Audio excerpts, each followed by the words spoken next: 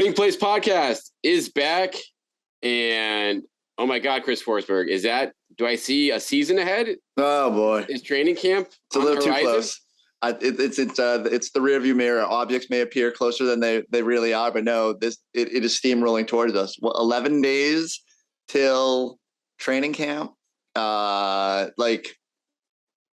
16 days till like a preseason game, like a random 1:00 Sunday with the Hornets, and like 32 days until actual basketball. It's goodbye abbreviated off season. And so it was a longer off season than usual, but it just didn't feel like that. Nope. Because of the Durant stuff, I feel like, because that was a good month and a half there.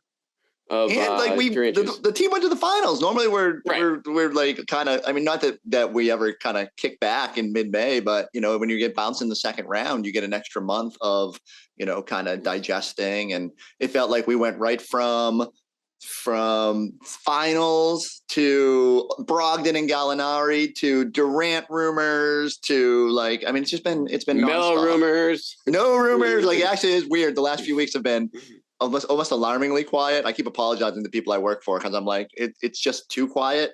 But yeah, it's like everybody just knew that the season was coming, and so it's been a little bit quieter than normal. But that's all right. That's gonna change in 11 days.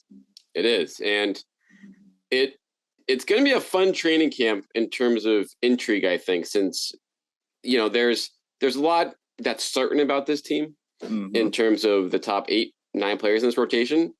But after that, there's a whole lot of uncertainty. And I thought you kind of broke this down nicely on NBC Sports Boston this week with a great rendition of the, I guess, I went B-Rob. I took the power it's good. No, it's good. It's like I was going to do I probably was going to bring out the full team power rankings at some point, but no, you got right to the point of what people are going to hear, bringing the back half of the roster training camp.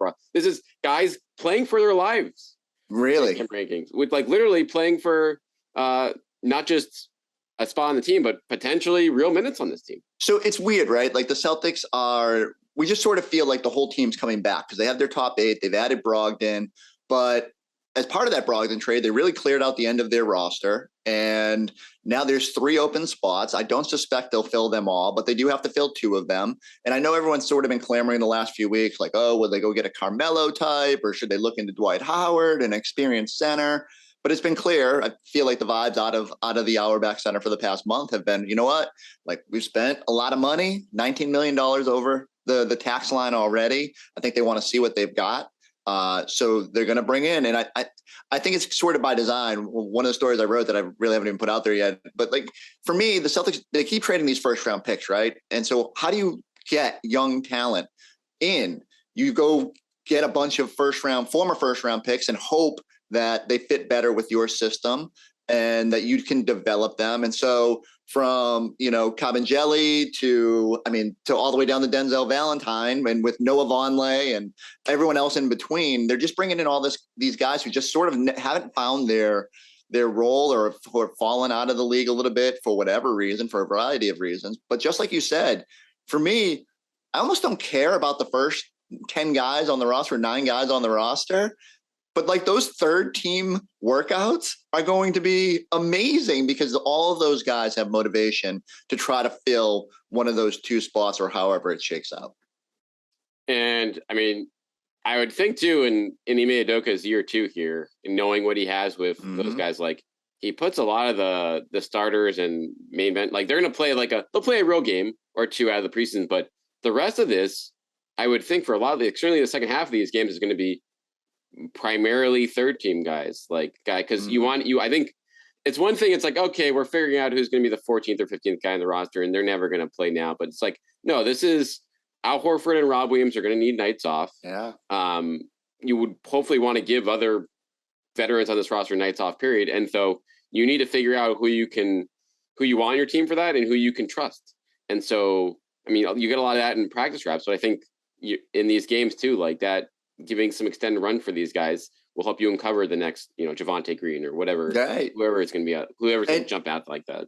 And that's why I'm like just super intrigued. Like normally I wouldn't care about these spots, and it's true. Like after training camp, you probably cross your fingers and hope you don't see a lot of these guys, because if you do, that means either you're giving rest to guys or you've been forced to use that depth because of injuries. But you have to be able to at least have the confidence to lean on those players. And I think one of the things coming off the finals is, okay, like Grant, Derek, and that crew went cold. Like, who are you leaning on?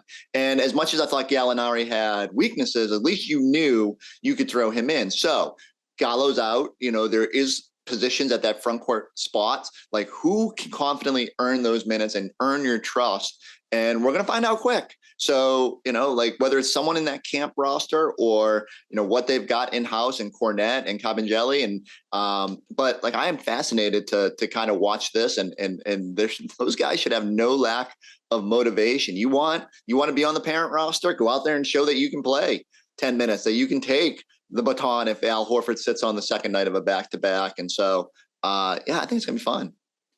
All right. So let's look at this. Now, I'm not going to blow your whole list. You have to go check out NBC Sports Boston. I mean, you can. I can. We might do it anyway, but I'm not going to do it out of the gate. So I'm going to pick out names I want to talk about here because I'm intrigued by where they are in this list. And we'll start with an obvious one. I think the guy most impacted here by the Gallinari injury is Sam Hauser. Yeah. And this is someone who was given a guaranteed deal at the beginning of the summer, which isn't like a shock, but also is like, okay, they didn't have to do that. That was a clear investment from a team perspective. And the question, I mean, he's shot well from three in the G League. He shot well from three in garbage time. Don't say Summer League, because not in Summer League. Did not only played a game. They saw enough after one game of Summer League. It was like, all right, let's pull the plug on this. Sorry, Matt Ryan.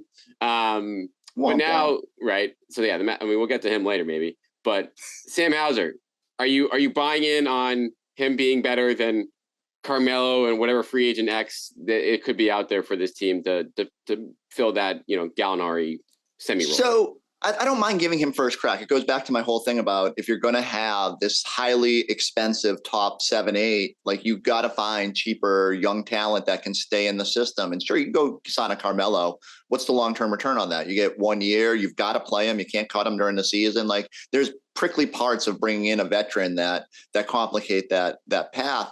Whereas with Hauser, if you do strike gold, like one of the things I keep going back to is in February, after they made the Derek White deal, I got to do an interview with Brad for our network, and he sort of said, one thing we need to do is identify young talent that might have a chance to blossom in the right situation. And he pointed to Miami. And with Hauser, we kept saying it, like a Duncan Robinson possibility, right? A late round guy that has one obvious skill set. And now, can he do enough to not be counterproductive in other ways, especially when this team wants to play a certain way with defense and ball moving on offense? So he's going to have to show me a little something. I think he has to show he can do more than just hit open threes on offense. But if he does just hit open threes, like, there's a role for him. And so I do think that he gets first crack here. And unless he's a liability defensively and just gives you nothing else on offense, and teams just identify that, like, all he can do is catch and shoot, then yeah, like you can explore the route of like, what's a better upgrade for that spot. I'd feel a lot better if we saw a little bit more in Summer League and he was like dominant, but yeah, like you said, all we saw was one kind of rough game. And so I think they're just crossing fingers on what they saw behind the scenes. And, maybe he could have played a little bit more towards the end of last season, but even into the playoffs, he gets hurt and that freak accident after practice or whatever it was. And, so yeah, it's just like, but I feel comfortable if he's your 10th guy. The only concern is that because he plays a position of higher need than maybe your 9th guy, like Peyton Pritchard if he was 6'8", would be playing a ton. Right. He's not. And so now they need guys like Hauser to fill that role. Are you comfortable with the Hauser in that role? I think so. The Hauser. The Hauser. Yeah. I mean, that could stick.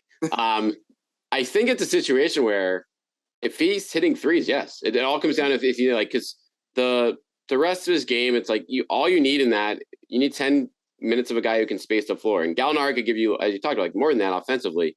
But it's a pretty good chance Hauser would be better defensively than Gallinari at this stage of his career. Like, we haven't seen it yet, but that wouldn't be a huge surprise if he can. Gallinari's got more size, but from a foot speed perspective, would get picked on endlessly in like, Right. situations that matter, which is why you probably wouldn't see him out there in crunch time a lot. Sure. But yeah, so I mean, like, it's until proven otherwise, I'm buying it.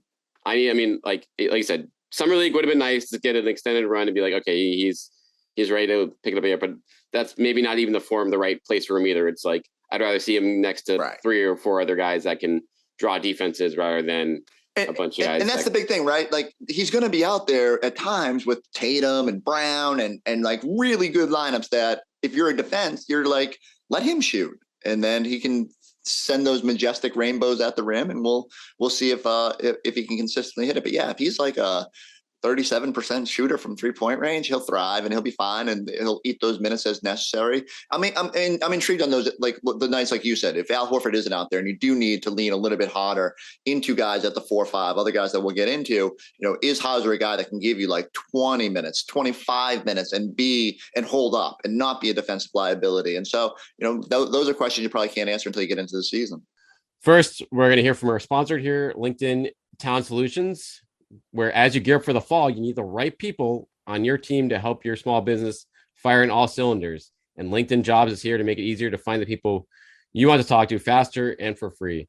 I know personally, I've been on LinkedIn for years. It has helped lead to a couple of jobs over the years, and I've been able to connect with and network with tons of people on there over time. So it's a great place to get set up on. So you can create a free job post on there in minutes to reach your network and beyond on the world's largest professional network of over 810 million people.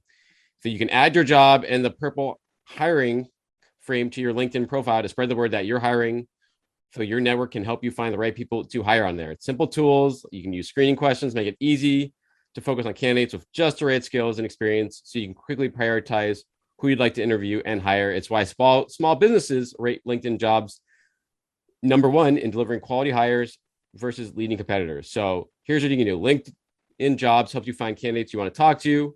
Nearly 40 million job seekers visit LinkedIn every week. So post your job for free at linkedin.com/winning. That's linkedin.com/winning to post your job for free. Terms and conditions apply. All right. I next want to move up to a really intriguing placement of the two-way guys on your list. High on the power rankings list. You're going to skip Luke? We're not going to do a Luke talk? I guess we should do Luke talk too. Yeah. So let's just do. Can I just do a quick? Like, no, give me Luke. Give me. So I was just surprised. So when I was putting these together, obviously, like I try to be somewhat informed. I think they're really bullish on Luke inside the Auerbach Center, and I think if you're like a casual fan, you're sitting there going, "Oh man, like if Al rests or if Robb gets injured, you're leaning on Luke Cornett to be your third big." And like I think about last year, and I mean, Ennis Freedom filled that role, and I mean, you got away with it. Now, like Tice came back and he wasn't great, but like you could fill those minutes. I'm not saying that I think Luke Cornett is going to be some world beater or whatever, but I think in 2 seasons he showed like both sides of the court kind of fits into what they do and can be okay. He's not going to be great at anything, but he'll be a willing ball mover. He'll set screens. He's the biggest dude they have. And so I've heard a lot of trepidation from fans about the big man spot. And like, look, that's absolutely fair because of Al's age and Robb's injury history. There might come a time that you have to address it more than what we see, but I just don't think right now it needs to be like the #1 priority. It's maybe sometime, get into the season and the names that are going to be out there to probably bolster that front court will be better. So yeah, I'm a little bit team Cornett. I feel like when he's been thrown in there, he's done okay. And he's a game in Toronto last year. That game in Toronto, he was like feasting on the boards. Exactly. Everyone else sent the night off. Yeah, it's a good. They are very high on him, and they actually gave him he's the one guy out of this list that has like a real guarantee to his contract, which again is a sign of being like, we want you here. We think you have a really good shot of doing this. Yeah, if it would have to be, I think like a disastrous camp for him to like not make even that disaster camp might like they might like him enough to keep him anyway. He just might not be the first man out as far as PT goes. But yeah, it's just his odyssey here is hilarious to me because when they got him initially in the Tice, all those deals that they made 2 years ago, he seemed like easily going to be the guy that was going to be waived when they needed a roster spot. Right. But he came in that game in Oklahoma City and won him that game and was like, okay, Mo Wagner kind of has stunk for the last week here. So guess what? Luke, you're staying. And now, lo and behold, he obviously he's bounced around a little bit last year, but they signed him to the deal once the roster spot opened up. Even when he was in the G League last year, I thought he was really good and like showed that he's like a high level player at the G League. So I think that can translate. And so again, like I don't think you're asking a lot normally from, if you think of Grant as a big, and playing minutes at the 4, I don't know how much he'll slot up to the 5, but he can defend 5. So like maybe I just don't think there's going to be a huge need except for those rest nights for Luke to hang in there. And maybe those are just nights where Tatum's got to play more at the 4 or the 5 or whatever you got to do. You have a lot of versatility with the depth that you have on the other side. But yeah, like now we can transition to the 2 guys. No, Luke deserved it. I mean, I think out of anyone on this list, he's probably gonna be most relevant, outside of Hauser for like when things get going here during the season. But Cavangeli makes sense based on Summer League. JD Davidson, I mean, I guess both of them make sense based on. Those are the 2 best looking players in Summer League when at the end of the 2 weeks. And so, I guess my one question to you is: A, is there any way either of those guys get on the 15-man roster? Do you feel like if they have a really strong camp? And B, who do you like to actually make a potential impact when they do get a shot? So, I put the little disclaimer with Davis, and part of the reason I put him up so high is because like he's going to be here. He's on a 2-way. The rest of the guys below him, there's just no guarantee. Right. And so I think that I just had to kind of boost him up there. I don't think I'd be surprised if he hits 300 minutes on this team because there's just way too much guard depth. I don't know where Peyton Pritchard's minutes are coming from. So I definitely don't know where JD Davison would spend, but I know he's going to spend a bunch of time in Maine and he's going to get all the reps that he needs after only 1 season at Alabama. But I do think he showed enough at camp or Summer League to be a little bit bullish on what he could do. There would be a little bit of a tax savings if they made him one of the 13th or 14th guys. So I could see that being a curiosity if no one else sort of blows you away below the invites. But with both him and Cavangeli, the problem is none of the guys you brought to camp really check the 2-way boxes, right? You have to have 4 years or less of experience, and I think almost all these guys are past that. So I don't see necessarily an obvious funnel. Now maybe another team waives a guy and no one blows you away in camp, and you're like, okay, we're going to put this guy on a 2-way, and Cavangeli elevates to the parent roster. But again, some of that will depend on how he plays in camp. I think I keep hearing the Clint Capella type player, can run the floor. There's some hype videos out there of him hitting 3s over the summer. I think if they're being honest, they'd go to him and say, hey, don't worry about that. Yeah. Just run the floor. Glass. The Celtics certainly like all their big men to shoot. We'll see Cornett fire away with that. But a guy like that, all they want is for him to run, rebound, play above the rim a little bit. And, maybe he gives you a little something. He was definitely, I didn't know a whole lot about him going into Summer League, and I was so on the Travion Williams hype train that I lost all sight of everything else. I really wanted Travion to be here, but Golden State, go. They just keep kicking me in the shin. But can Cavangeli be something? I think so. So. Didn't get really an opportunity with the Clippers, kind of bounced out there because they had a loaded roster and wasn't, quite the dynamic player that maybe they expected. Bounced around, was great with Rio Valley last year and maybe found himself a little bit. And so, hey, another chance to show what he can do. And at worst, if he's just a 2-way guy, you still have the luxury of keeping him around. I don't know what the number is now because the pandemic screwed everything up, but those guys can be around the team a whole bunch. And yeah, I think it's 50 games. Yeah. So it's a lot. You're going to want to put those guys up in the G League anyway for 30 games a year and or whatever the main, however many that Maine can get, especially the home games. But yeah, I think it'll be a good situation for him, and maybe he'll surprise. That's another part of the curiosity. Really good at Summer League, but does it always translate? No. So let's see what he can do against at least more time against real NBAers. Yeah, I think the battle between him and Cornett for that first big spot, I think will be one of the most fascinating subplots in camp here because he's, if he plays like he did in Summer League, he might have the inside track on that. So that'll be something to keep an eye on. All right, we need to go. I'm demanding us go to the local route to wrap things up here. I love that. I love that we have the local route. It's 2 local bodies here. Let's go. We need it. Jake Layman. Let's start there. That's the newest signing this week. They made official.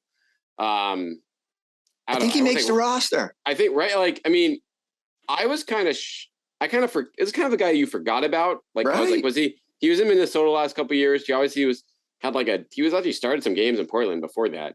In my mind, if you look at his numbers, he's like, he's like a 3-point shooter that hasn't shot the 3 in the NBA yet. It's like the 3-point wing that it hasn't done that yet.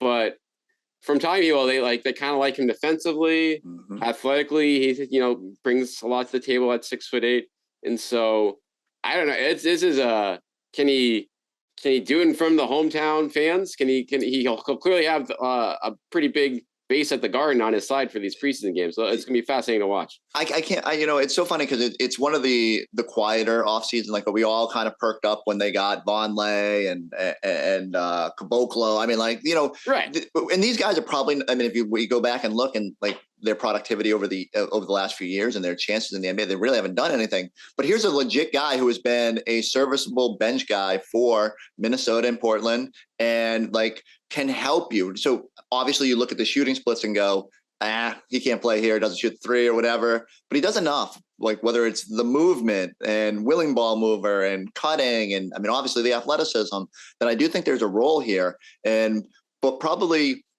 we can debate what the team's biggest need is, but there's probably 2 camps. The one who thinks like the big man depth is the biggest issue, and another that's kind of worried about the wing, where you don't want to run Jalen and Jason into the ground, and it would be nice if you had another wing to throw out there. What did we see in the finals? They needed one more wing probably who could at least go out there. And so while Layman, it doesn't necessarily leap off the page, except he leaps off the ground and can dunk like crazy. But I do think that's a good serviceable role player who can help your roster. So that's why I had him so high on that list, because I do think, as quiet as it was, and we kind of just looked up and go, oh, cool story, local boy coming home, chance to make the team. I think his skill set's going to give him a definitive chance to get one of those spots. And it kind of shows you how competitive the NBA is to for roster spots right now, because he's, for a guy like that who, he hasn't done a lot in his career, but it's 5-year. He was hurt a lot in Minnesota, but he was, like you said, has been a rotation player for a good chunk of his career, and now he has to, take a non-guarantee. And that part of it might just be you're coming to Boston, you actually have an opportunity here. Like, he obviously agreed to this deal after the Gallinari injury. Right. So this is a situation where it's okay, yeah, no, I could certainly play myself into a role here, and I'm going to, bet on myself on that front. And Minnesota has 9 million guys now. Yeah, my God. Right? Minnesota's roster. And 9 million bigs. And they drafted somebody I wanted, and I said, oh God, he's never going to play. So yeah, it's a tough situation. Noah Vonleh. Another. I'm gonna let you start. I'm gonna let you start on this. How you feeling about Noah Vonleh? I thought he had a couple years ago with the Knicks. Actually, had a really good season. He did, but that team was so bad that how much can you take out of that? I think that was 2018-19. Yeah, so I don't even remember back then, because it was pre-pandemic. I know, it's true. It's that season exists. It feels like 10 years ago or anything pre-pandemic. But he's someone that it's a very high draft pick. Had also was traded for Batum very early in his career. Was a nice by Portland, which is way back when. But really just was a guy who never. I don't think he rebounds well, but that's kind of it. And so that's someone who, which is maybe all you need, right? Which is right. Is that what you're looking for at this spot in terms of But for me, to work, you can't just rebound. You need to actually, I think, be respectable defensively. And so I think that's going to be the question for him now. Is can he do that?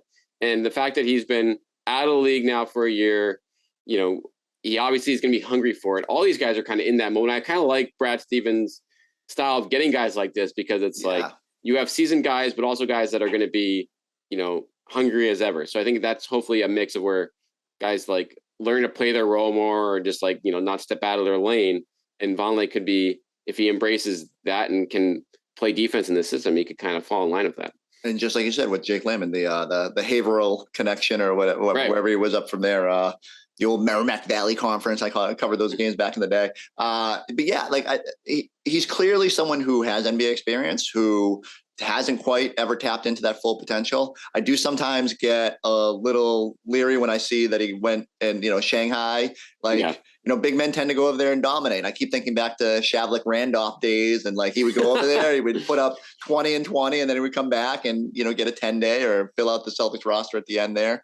But there's only so much you can show in that setting, and look, he's going to have to shake some rust. I forget if it was him or someone else I wrote in there, but I don't think he's played double-digit minutes in a game since like before the bubble. And like that concerns me. Like they just haven't had any reps except overseas, and so we'll see. But again, no shortage of motivation. I'm sure, like especially for a local guy, like the front office is familiar with these guys, and you're just hoping that being put in the right situation with a lot of positives and not being asked to do a lot can get the most out of you. So whether it's him or any of these other dudes that sort of get some inspiration and find what they haven't been able to find quite in the NBA to this point.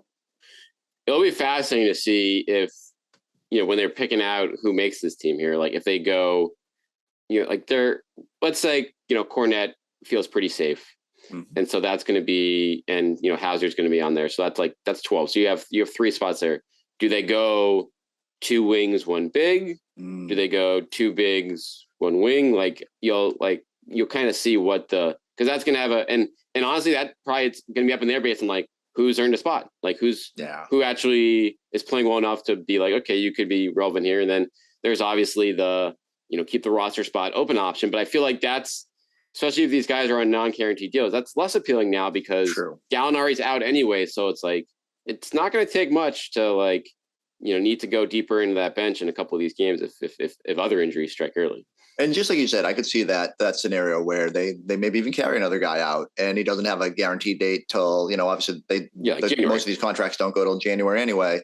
And, maybe it's just a luxury to have a body like that. Maybe, and how early do 10 days start? Like, I mean, I guess you could wait and just. Yeah, I think it's right around the same time, like maybe like December or January too. Even though I know of COVID now, maybe. Right, exactly. Like COVID has changed the rules on everything. And that's why I don't have a grasp on 2 ways or 10 days anymore. But I could see like a scenario where you just kind of try to weather early, and say, it sounds funny to try and on a $170 million spend to be trying to save a couple $100,000, but again, it all comes down to who shows in camp. If it makes sense to carry a guy because you think he's got something and can help you in a pinch, then maybe they're more likely to go to 15. The one guy we haven't talked about that I think probably would be my pick for spot number 2 after Jake Layman would be Justin Jackson. Yep. Obviously had a 10-day here last year. Like he wasn't even on the Celtics Summer League roster to start the year, and then came in and was probably one of their best players. He dominated. Has size. Yeah, has size, knocks down threes. Like I feel like if you were trying to figure out what they need with those final spots, do you think they need like sort of a wing guy, which I kind of tagged Layman as this, even as though he has some size. And I think you just go a little bit bigger with Justin Jackson. You can put him in probably different scenarios at that big man spot. I'd feel comfortable if those are the 2 guys coming out, and I'm kind of waiting for the others to maybe surprise me and show a little bit more than maybe I've seen so far. Yeah, I agree. I think that's, if I was going to, put my odds on it early on, I'd be like, I like those 2 for their versatility. And then after that, it's going to be, who makes the biggest impression. And everybody else can go to Maine. Everyone's going to Maine. Right. Yeah. That pipeline is strong. And it's obviously they dug deep into it with like Luke Cornett last year. And whatever else opens up on this roster. Do we? I feel bad we didn't say anything about Broderick Thomas. Yeah, Broderick Thomas.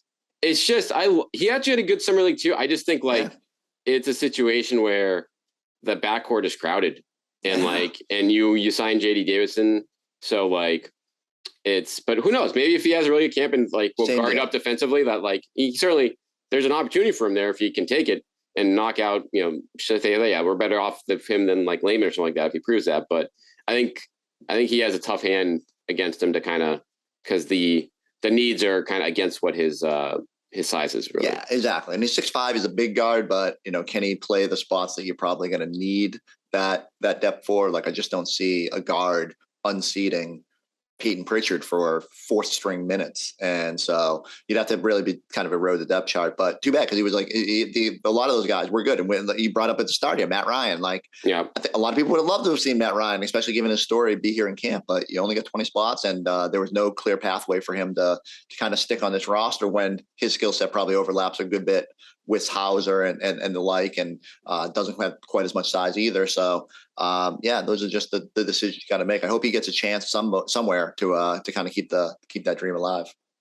Lightning round on Bruno and Denzel Valentine. Any thoughts either way? I mean, Bruno. Just a Bruno quote, just a Brand Fischella. Bruno is 2 years away from being 2 years away, and that was 8 years ago. So that's tough. And Denzel, like, he lasted on the end of last year. He's one of those dudes who's like surprisingly old, 28, 29 now or something. Again, he's going to get the chance to go back up to Maine and probably prove what he can do, or unless one of these guys just really did something this offseason that takes him to another level. It's they're kind of competing to just stay in the league.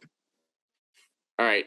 That's Chris Forsberg of NBC Sports Boston being ahead of the curve here, giving you the power rankings you need to get you ready for training camp.